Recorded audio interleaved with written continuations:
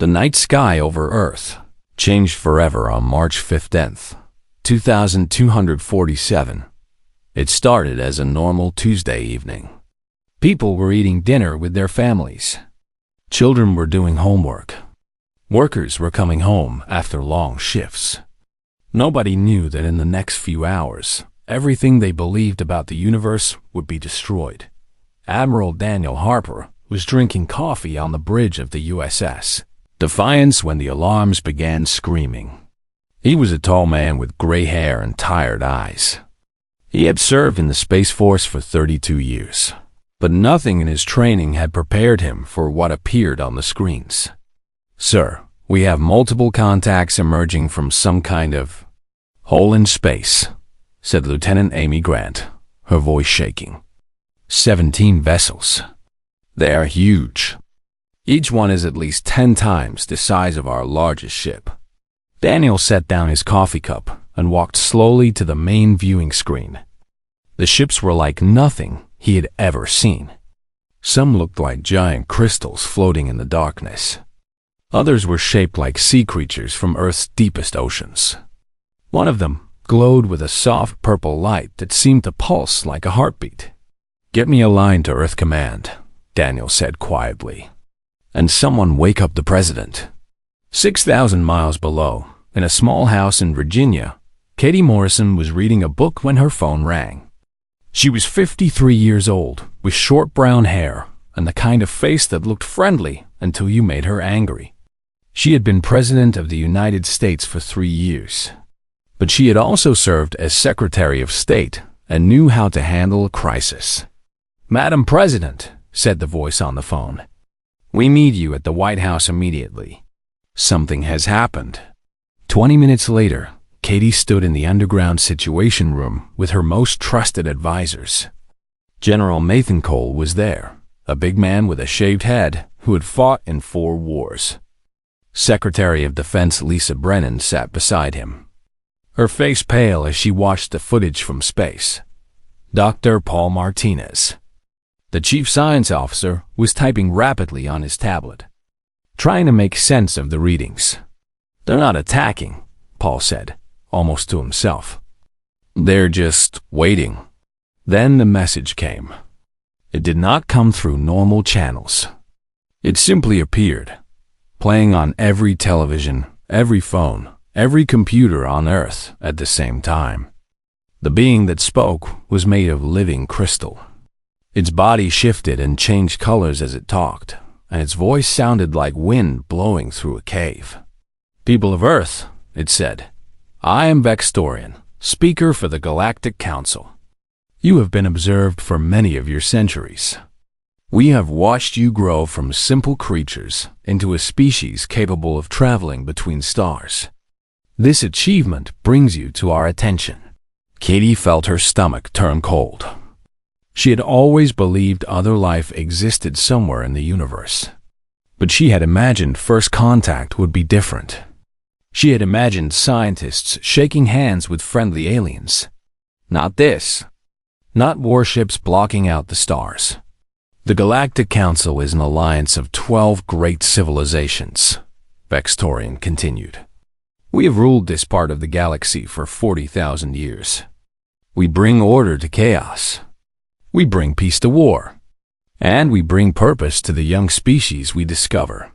The crystal being paused, and Katie could have sworn it was smiling, though it had no mouth. "By the laws of the Galactic Compact, your species is now subject to Council authority. You will accept our protection and guidance. In exchange, you will provide tribute." The word hung in the air like poison. "Tribute?" General Cole muttered. "What the hell does that mean?" The answer came immediately, as if Vextorian had heard him. "You will give 30% of your planetary resources each year to support the Council's great works. You will provide 5 million of your healthiest citizens annually for labor allocation across our territories. And you will give us complete access to all your military technology and scientific research." The situation room exploded with angry voices. Lisa Brennan slammed her hand on the table. Paul Martinez dropped his tablet. Even Katie, who had trained herself never to show emotion in a crisis, felt her hands curl into fists. "This is slavery," she said quietly. "They want to make us slaves." On the screen, Vextorian was still talking. "You have 7 of your Earth days to consider our generous offer. After that time, you will give us your answer. You will say yes and join the many species who have found peace under Council rule. Or, the crystal being's colors shifted to a deep, angry red. Or you will face the consequences of refusal. No species has ever refused the Council. None ever will. We have erased civilizations from existence for such foolishness. Your planet would become a dead rock floating in space, a warning to others." The transmission ended. For a long moment, nobody in the Situation Room spoke. Katie looked at the faces of her advisors. She saw fear there, and confusion, and anger. But she also saw something else. Something that made her proud to be human. She saw defiance. "Get me the leaders of every nation on Earth," Katie said finally. "We have a lot to talk about." In space, Admiral Daniel Harper had not moved from his position at the viewing screen. The alien ship still hung there, silent and massive, blocking the stars like a wall of judgment. He thought about his wife back home in San Diego. He thought about his 2 sons, both of them pilots in the Space Force. "Sir?" Lieutenant Amy Grant said softly. "What do we do?" Daniel turned to look at his crew. They were young, most of them. They had joined the Space Force dreaming of exploration and discovery. They had not signed up to face extinction. "We do what humans have always done," Daniel said. "We survive. We fight. And we never, ever give up." He looked back at the alien fleet one more time. Somewhere in the back of his mind, a voice was telling him that this was impossible. That humanity could not fight an empire that had ruled for 40,000 years. That they should just accept their fate and hope for mercy. Daniel ignored that voice. He had heard it before, in different forms, throughout human history. And history had proven it wrong every single time. "Send a message to all Earth vessels," he ordered. "Tell them to hold position and wait for further orders. And tell them," he paused, searching for the right words, "tell them that whatever happens next, I'm proud to serve with them." The message went out across the solar system. And on that dark night, with alien warships filling the sky, 8 billion humans looked up and wondered what the future would bring. None of them could have guessed the answer. The 7 days that followed were the longest in human history. Every nation on Earth argued about what to do. Some leaders wanted to surrender immediately. They said that fighting an empire 40,000 years old was madness. They said that paying tribute was better than dying. Others refused to even consider giving up. They said that freedom was worth any price. Even Extinction. Commander Ryan Mitchell watched the debates on television from his small apartment in Colorado Springs. He was 38 years old, with broad shoulders, and the kind of calm face that made people trust him. He had been a pilot in the Space Force for 15 years, and he had seen combat against enemy nations. But this was different. This was not a war between humans. This was something much bigger. His wife Megan sat beside him on the couch. She was a doctor at the local hospital, a woman with kind eyes who spent her days saving lives. Their daughter Lucy was asleep in the next room. She was only 9 years old, with her mother's eyes and her father's stubborn chin. "What do you think they will decide?" Megan asked quietly. Ryan shook his head. "I don't know. But I know what I want them to decide. You want to fight. I want to stay free." Megan took his hand and held it tight. "Even if it means Lucy grows up in a war? Even if it means she might not grow up at all?" Ryan was silent for a long moment. He thought about his daughter sleeping peacefully in her small bed. He thought about the future she deserved. A future where she could choose her own path, make her own decisions, live her own life. If we surrender, he said finally, there is no future. Not really. We become property. Our children become property. Everything we are, everything we could be, gets taken away forever. He turned to look at his wife. I would rather die fighting than live as a slave. And I think most humans feel the same way. In Geneva, Switzerland, Ambassador Scott Davis was discovering that Ryan was right. Scott was 60 years old with silver hair and a politician's smile. But behind that smile was a sharp mind that had negotiated treaties for 30 years. Now he was trying to bring together leaders from every nation on Earth. We cannot agree on anything, complained the Russian delegate during one heated meeting. Half of us want war, half want peace. That is not true, Scott replied calmly. We all want peace. The question is what kind of peace we are willing to accept. The meetings continued day and night. Meanwhile, in a research facility in New Mexico, Dr. Amanda Reese was making a discovery that would change everything. Amanda was a xenolinguist, which meant she studied languages, and she had spent the past 3 days analyzing every transmission the Council had ever sent.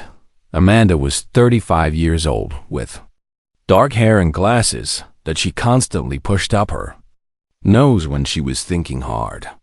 She had not slept more than a few hours since the aliens arrived. Coffee cups covered her desk like small monuments to exhaustion. Look at this, she said to her assistant, a young man named Kevin Brooks. The Council has been broadcasting messages to new species for thousands of years. I have been studying the patterns. Kevin leaned over her shoulder to look at the data on her screen. What did you find? Amanda smiled for the first time in days. They have not fought a real war in over 10,000 years. Not one? Every species they have encountered has either surrendered immediately or been destroyed before they could organize a defense. Kevin frowned. So they are unbeatable? No, Amanda said, her eyes bright with excitement. It means they have no idea how to fight someone who actually fights back. They use fear and intimidation because that is all they know. They show up with big ships and scary threats, and everyone gives up. She turned to face Kevin directly. What happens when someone does not give up? What happens when someone pushes back? They would not know what to do. Exactly. Amanda immediately sent her findings to the world leaders in Geneva. The report spread quickly, and for the first time since the aliens arrived, people began to feel something other than fear. They began to feel hope. On the 5th day, President Katie Morrison addressed the United Nations in a special emergency session. She stood at the podium with the flags of every nation behind her, and she spoke in a voice that carried across the world. We have spent 5 days debating, arguing, and worrying, she said. We have heard every opinion, considered every option, and now it is time to make a choice. She paused, looking out at the assembled delegates. Some say we should surrender. They say that survival is more important than freedom. They say that we cannot defeat an empire that has ruled for 40,000 years. Katie shook her head slowly. I understand that fear. I feel it too. But I also know something about human beings. She straightened her shoulders and lifted her chin. We are not a species that surrenders. We have fought against nature, against disease, against each other. We have faced extinction more times than we can count, and we are still here. Not because we gave up, because we refused to give up. The room was completely silent.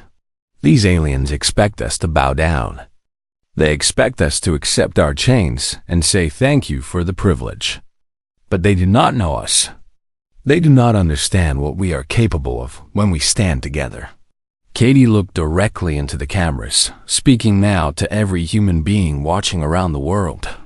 I cannot promise victory. I cannot promise safety. But I can promise this. If we stand up, if we fight, we will show the universe what it means to be human. And whatever happens, we will face it on our feet, not on our knees. The vote came the next day. One by one, the nations of Earth made their choice. And when the final count was complete, the result was unanimous. Earth would not pay tribute. Earth would not provide slaves. Earth would not bow to any master, no matter how powerful. On the seventh day, humanity prepared to give its answer. Across the planet, people hugged their families and said goodbye, not knowing if they would see another sunrise. In Colorado Springs, Ryan Mitchell kissed his wife and daughter and reported for duty. In Geneva, Scott Davis shook hands with delegates who had been enemies a week ago and were now brothers. And in Washington, President Katie Morrison practiced saying one simple word, a word that would echo across the galaxy and change everything forever. The seventh day began with a blood-red sunrise over Washington. Katie Morrison stood at her window in the White House, watching the light spread across the sky. She had not slept all night. Every time she closed her eyes, she saw the faces of the people who were counting on her. 8 billion faces. 8 billion lives that might end because of the choice she was about to confirm. There was a soft knock at her door. General Nathan Cole entered, his face serious but calm. "Madam President," he said, "the alien fleet has moved closer. They are now in high orbit, directly above North America." Katie nodded slowly. "They want to make sure we can see them when we give our answer." "That's what I thought too. They're showing off their power. Then we will show them ours." The broadcast was scheduled for noon, Eastern Time. Every television station on Earth cleared their programming. Every radio station stopped their music. Every website displayed the same message: stand by for a transmission from the President of the United States. Speaking on behalf of all humanity. In homes across the world, families gathered around their screens. In London, people filled the streets, watching on giant public displays. In Tokyo, businessmen stopped in the middle of their workday to find the nearest television. In small villages in Africa and remote towns in South America, people crowded around cell phones to watch. On the USS Defiance, Admiral Daniel Harper ordered his entire crew to the main deck. They stood in rows, hundreds of men and women in uniform, watching the broadcast on the ship's massive screen. Daniel stood at the front, his hands clasped behind his back. "Whatever happens next," he said quietly, "I want you to remember this moment. This is the day we find out what humanity is really made of." Commander Ryan Mitchell was on his ship, a medium-sized cruiser called the Horizon. His crew of 200 was gathered in the common area, and the silence was so deep that Ryan could hear his own heartbeat. He thought about Megan and Lucy back home. He had talked to them an hour ago, telling them he loved them, telling them to stay strong. "We're going to be okay," Lucy had said with the confidence that only a child could have. "I know we will, Daddy." Ryan hoped she was right. At exactly noon, every screen on Earth showed the same image. President Katie Morrison stood alone at a simple wooden podium. Behind her was a blue backdrop with the flags of every nation arranged in a circle, symbolizing the unity of Earth. She wore a dark blue suit and no jewelry. Her face was calm, almost peaceful. She did not smile. She did not look afraid. Far above, in his massive crystalline ship, Vextorian watched the broadcast with what might have been amusement. He had seen this before, many times. The leaders of young species always tried to look brave before they surrendered. It was almost entertaining to watch them pretend. "Your deliberation period has ended, humans," Vextorian said, his voice echoing across the planet. "What is your answer? Will you submit to the Galactic Council and accept our protection? Or will you face destruction?" Katie let the question hang in the air. She took a slow, deep breath. Then she leaned forward toward the microphone. "No." One word. One syllable. It cut through the silence like a blade. On the Defiance, Admiral Harper felt his chest tighten. Beside him, Lieutenant Amy Grant had tears running down her cheeks, but she was smiling. On the horizon, Commander Ryan Mitchell closed his eyes and whispered a prayer of thanks. They were not surrendering. They were not giving up. Across the world, the reaction was the same.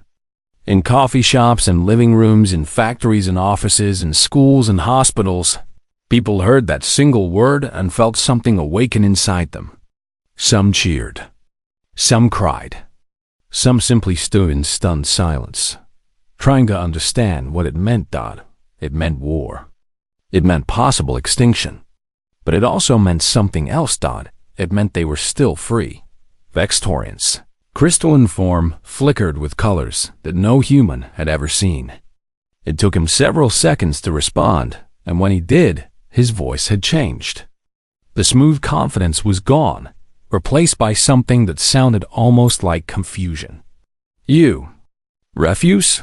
The aliens seemed to struggle with the concept. You understand what this means?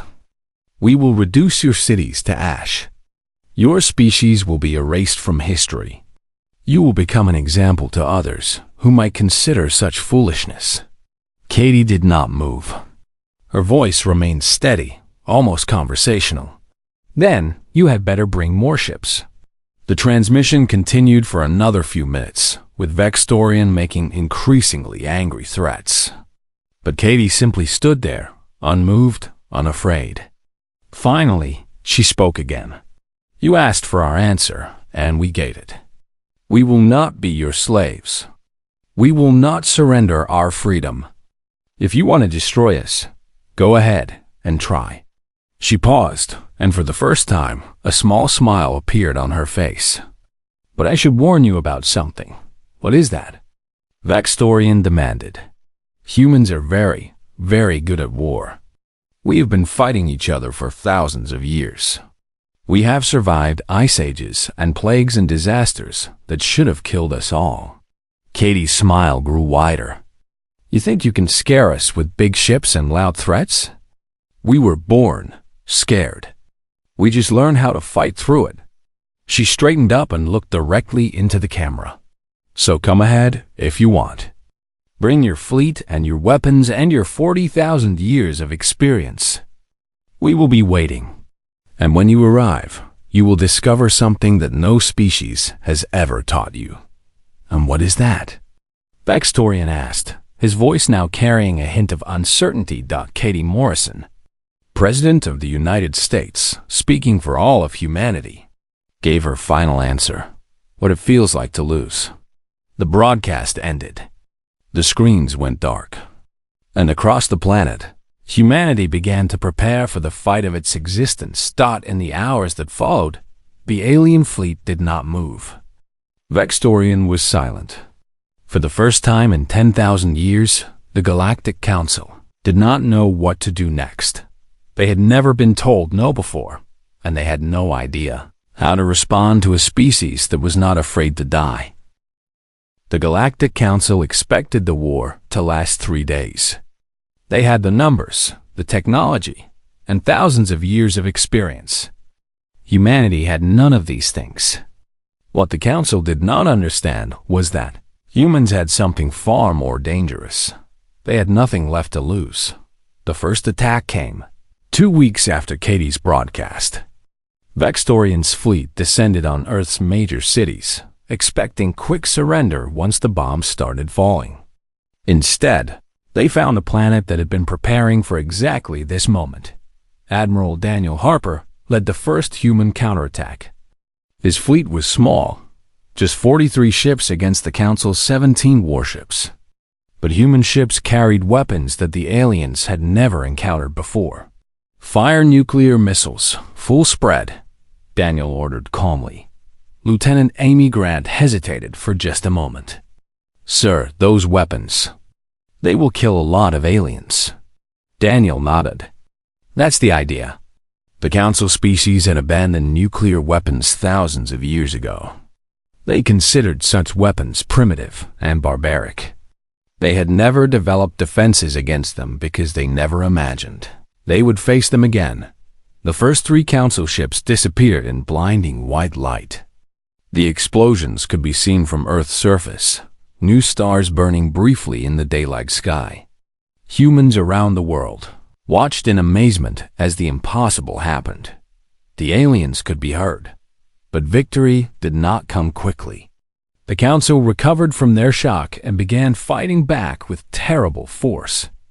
They destroyed New York on the third day. Paris fell on the fifth. Tokyo, Moscow, Sydney, and dozens of other cities followed.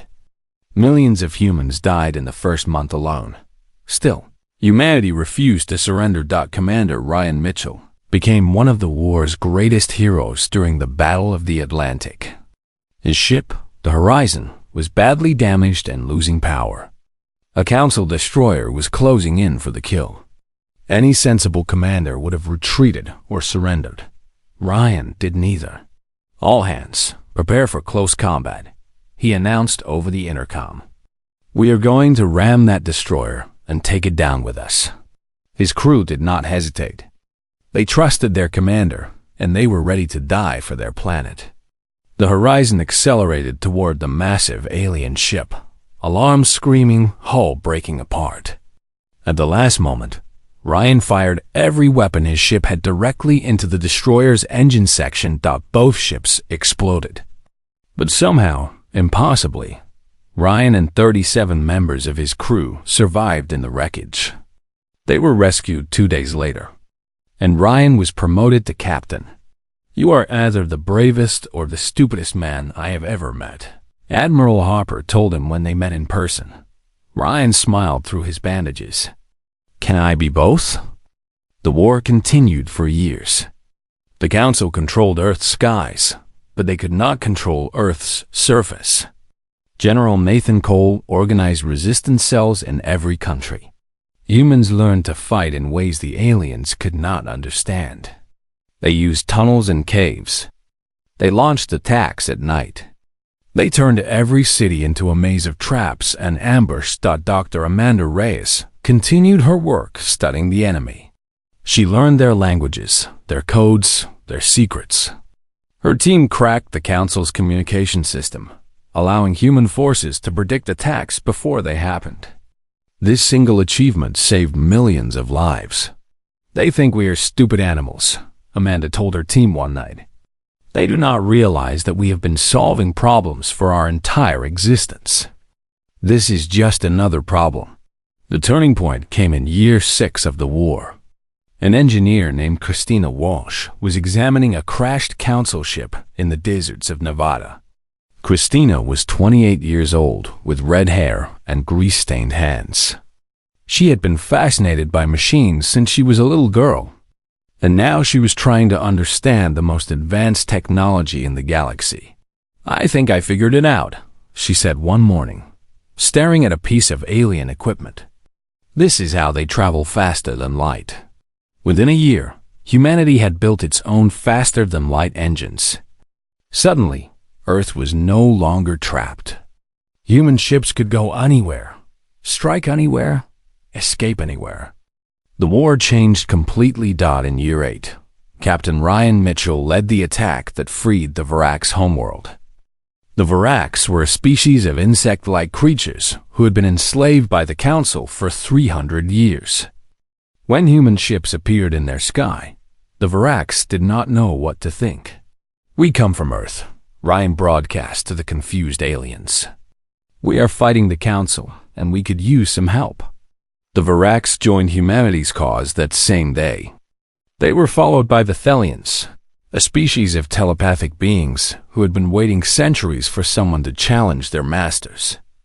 Then came the Marsh kind, the Stone Singers, the Deep Ones, and dozens of others. By year 10, the Galactic Council was facing not one rebellion but 20.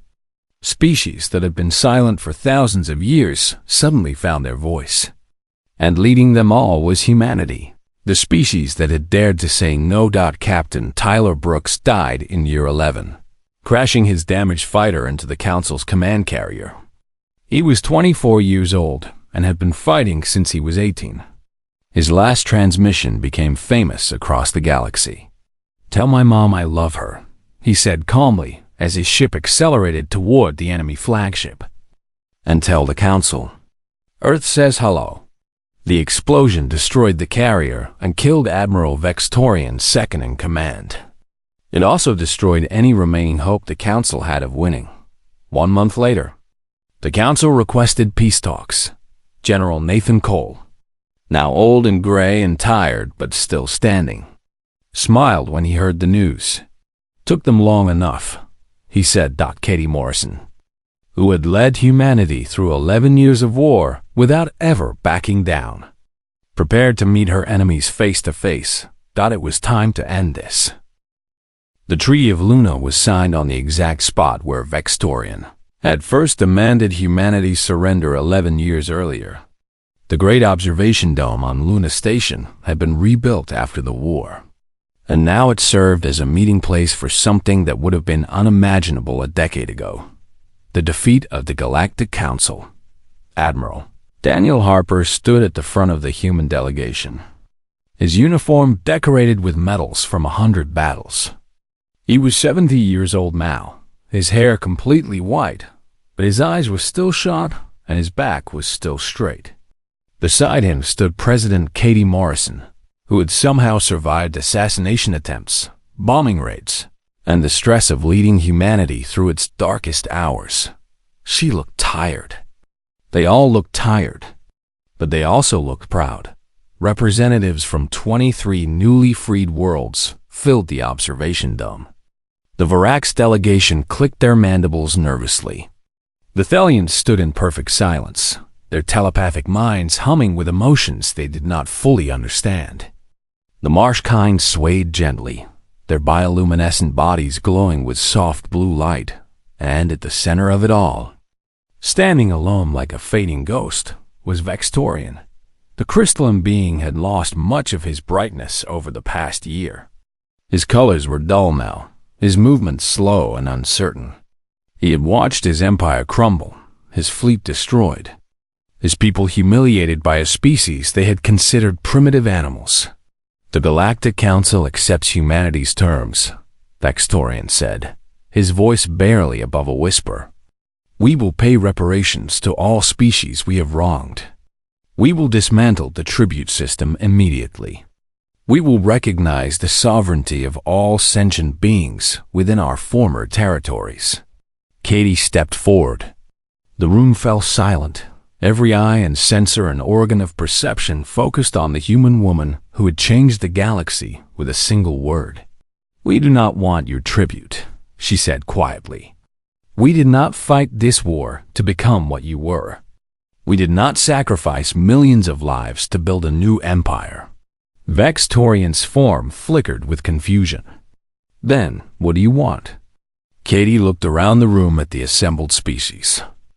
She saw the Varax, who had been slaves for 300 years. She saw the Thelians, who had hidden their true thoughts to survive. She saw dozens of other peoples who had lived in fear for longer than humanity had existed. We want you to learn, she said. We want you to understand what you did wrong and why it mattered. Not because we want to punish you, but because we want to make sure it never happens again. She walked toward Vextorian until she was close enough to see her own reflection in his crystalline body. Out there in the galaxy, right now, there are countless species we have not met yet. Some are still discovering fire. Some are building their first cities. Some are taking their first steps into space, just like we did not so long ago. Katie's voice grew stronger.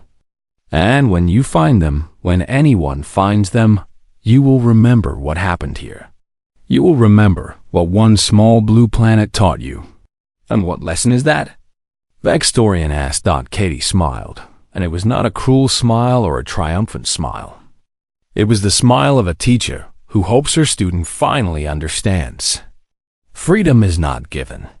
It must be taken. It must be held. It must be defended. And humanity will stand with anyone willing to fight for it. She paused. That is not a threat. That is a promise. The treaty was signed an hour later. The Council's remaining ships retreated into hyperspace, their great empire reduced to a handful of worlds. The species they had oppressed, began the long process of rebuilding their cultures, their identities, their pride. Captain Ryan Mitchell, now an admiral himself, watched the ceremony from the back of the room. His wife Megan stood beside him, her hair now streaked with gray. Between them was Lucy, who had grown from a frightened 9-year-old into a confident young woman of 20. She wore the uniform of a pilot in the Earth Defense Force. "Do you think it's really over?" Megan asked quietly. Ryan shook his head. "This part is over. But there is still so much to do. So many species to help.